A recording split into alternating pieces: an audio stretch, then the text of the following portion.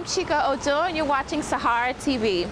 African mask. What comes to your mind when you think of African mask? Do you think of evil?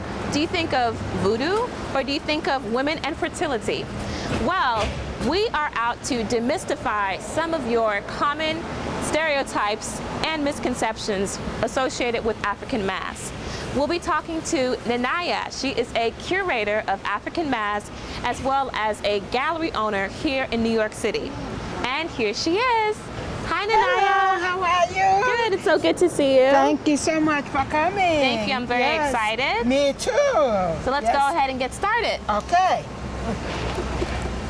Ashone Gallery began in 1992.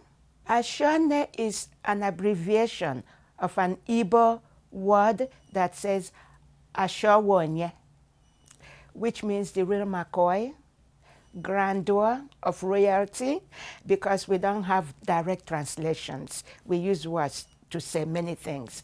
And Ashowonye really means who really have found out a way to do with the way that the ancestors will accept. So we couldn't put Ashowonye, it would be very difficult for people, so we abbreviated it to Ashone. In order to see what we consider authentic African art that we grew up with, you had to go to the museums and look. You weren't allowed to go near them, you weren't allowed to, you were just allowed to look. And then when you come out and you want to take some authentic art to your home to share with your family, there really wasn't objects that I found that I wanted to do that with. Either that or they were too expensive to get, or you bought them on the streets. And most of those are not what we consider African art back home. Many people love masks, which is fine, but masks and other African artifacts were how we should be saying African life, because you couldn't take one away from the other. They were very much interconnected. It was how it was connected with government. It was connected with policing. It was connected with marriages. It was connected with having children. It was connected with social control. It was connected in community affairs. And so this is really old African life. What are some of those connections? Like, for example, you said masks were connected with government. How right. so? Well, most of the governments were dynasties in those days, or royalties. And are we talking about Igbo land specifically, or?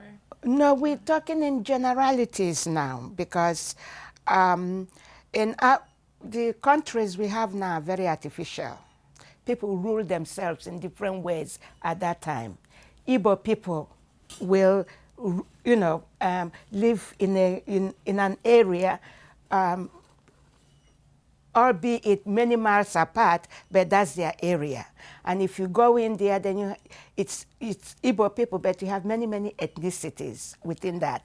And all of that have their own different ways, their own food, their own way of, even the dialect that they speak of the Igbo is different. Some of them were ruled by royalty, a king and a queen. Others were ruled by leaders, but they organized themselves in different ways. And how did they use the mask to govern the people? The masks were really power bases, because a royalty, for instance, let's take in the Ivory Coast, okay? There is a mask that's called Beli Beli. And that is, the Beli Beli mask is the insignia of the wood carving profession. And the wood carving profession were the right-hand man, or right-hand people of the king, because they have to keep him in power. And therefore they have to carve very powerful masks for the king and also for the leaders. In some communities, if you did something wrong and they were going to take you to the house of the mask, you better confess before you get there, because people already know the ramifications of you going to the house of the mask if you were guilty. So this is the way that they used, some of the ways they used it in government. Can we talk about some of the powers that the masks here in your shop have? Our collection tend to reflect old African usages. They don't look pretty. They don't look attractive. People are always saying to me all day long, some of them look scary, you know. And I said to them, old Africans, that's the one they want, because they were carved for a purpose. They weren't supposed to be looking pretty. They were carved to ward off evil spirit. They were carved to prevent ill health, prevent disaster, bring rain, bring children to a married couple. They had a purpose to do. So they weren't there to entertain. It's interesting you say that they ward off evil, but some people think that they are evil. Well, that's the Western interpretation. Okay. Even in Christianity, and most people back home have become Christians or Muslims. Okay. One of the things they teach them is to do away with their spirituality, because they want to convert them to the new religion. And of course, your own religion is not good. That's why we want to, if yours is very good, why do we want to convert you? Okay, now we're talking about old, in the days when these masks were carved, for good or bad. So the Christianity, when it came, wanted converts. And one of the ways to convert is to tell you what you have is not good. So you have to come to the one that's good. But I also said to my Western friends, while they were busy telling them that their masks were evil and no good, they were through the back carrying them off to Europe. Most of the good masks are in museums all over Europe. The Queen of England has the most collection of African art, and it was the English people that converted West Africans to Christianity. So this is something they didn't understand, didn't want to understand. Their mission was to convert the people. The job was done. But to all the Africans, this was their life. This is how they transmitted information, because they had secret societies, and you had to finish all the rites of one stage before you can advance to another stage, just like you have elementary school, and then you have junior high, and high, and then you have college, and even advanced studies. So do these masks have power? We believe that they have power. If you went to Africa today and you went to the mountains, or you went to the enclave, for instance, in Nigeria, you have Muslims, you have Christians, and then you have people they call animists. Okay? And animists are these people who still believe in the ancestral worship. Okay? So if the native doctor can't heal you, right. eating certain foods can't heal you, right. you go to secret society whose power base is this one. What's the name of this? We don't name like that. We know it's a power base. Oh, okay. And in Africa, we don't ask questions like they do here. Yes. Because it's a respect thing. You're not supposed to know everything, you know. So they say it's a power base, so it is, you know. So you go to that, and they prescribe to you what you have to bring, whether, you know, golds or silver, gold, whatever your pocket can bring. You give it to them. They dance with him, okay? Sometimes they lay the person down, take this, and kind of massage the Wow. person's body. That sounds scary. Well, I mean, if you're sick, you go for everything, you Yeah. know. And then when they finish, they put a nail in your name, in the person's name on the skull. That's why you see those nails. Those are the jobs that it did. So are these masks newly made, or were these made in the olden times and preserved? This, we were told when we go to buy back home, we go to certain dealers. And these are dealers whose generations, their father, their grandfather, they have always dealt in this kind of business, okay? We go to them and we take whatever they tell us because they are, when I go to them, they become the experts, you know. So you don't know if these were made in 2003 or in 1903? We know because when I go to shop, I shop from experience. I'm from there.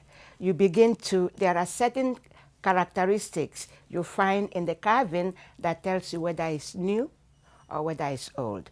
Same as the people who buy for the museums, okay? You have to have the knowledge to know what you're buying, and so we buy objects that we believe we are made maybe 1903, 1897, 1925, 1930s, but they were used in ceremonies. The people used them for their own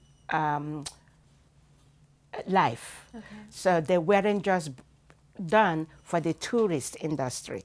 They were done to use, you know. Mm-hmm. And then people say, but if they were used, why are they here? Many of those people are now Muslims or Christians, and these do not have the importance that they used to have for the people before Islam and Christianity came. Mm-hmm. So that's why we are able to get these beautiful objects, you know, and we are able to sell them at very, very fair prices. Do you participate in ancestral worship? I don't participate in ancestral worship, but I love everything Africa, mm-hmm. including this, that I want to extend it, propagate it, tell people about it,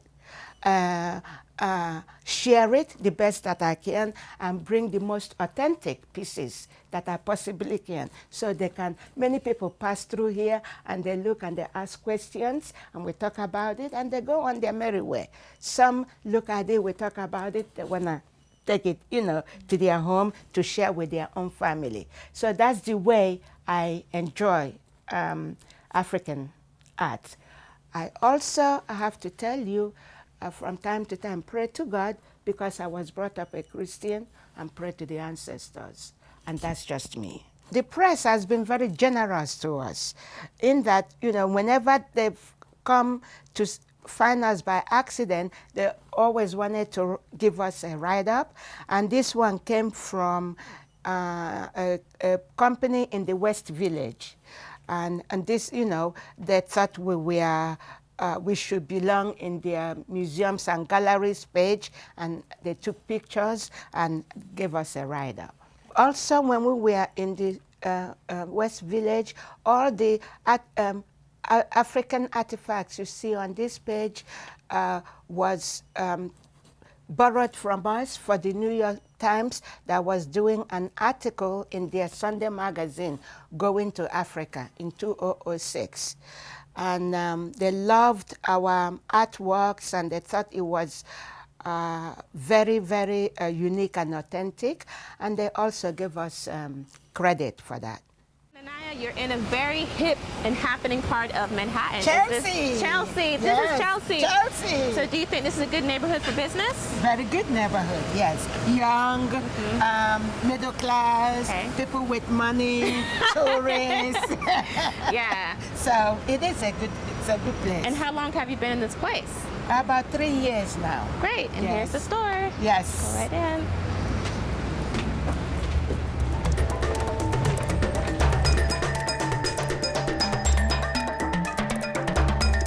Now it's time to try on some fantastic jewelry and earrings.